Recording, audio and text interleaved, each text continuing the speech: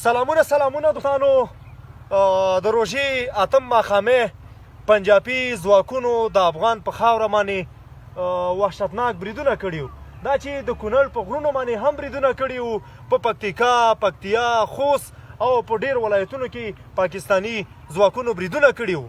نو موږ افغانان یې هغه څه وایي چې یو څو بیتونه دي چې د ډیلي ته خیرومه چې رایاد شي زما د ښکلي پښتونخوا د غرو سرونه او که په میوند کې شهید نه شوي خدای ګلالیه بېننګۍ ته دې ساتمه.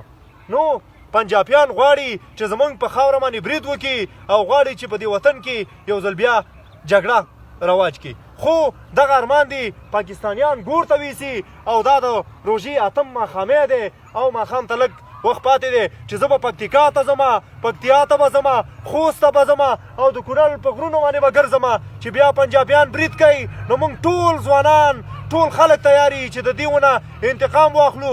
نور پنجاب د زغملو وړ نه دی، نور پنجاب د معاف کولو، پنجاب په اصطلاح د بچ کولو خلک نه دي. په دوی باندې باید نور راپاڅېږو او نور باید د پنجاب په مقابل کې علني عکس العمل وښیو. پنجاب غواړي چې زموږ په خاوره باندې برید وکړي. واورور الحمدلله اوس خو امن راغلی دی، د وطن په هره سیمه کې امن دی، یو حکومت دی، یو نظام دی، د وطن په هره سیمه کې امن راغلی دی.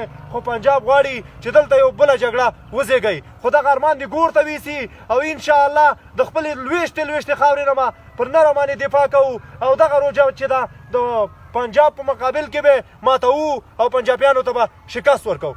د 100 کاله پرمختللي او باثبات افغانستان په هیله.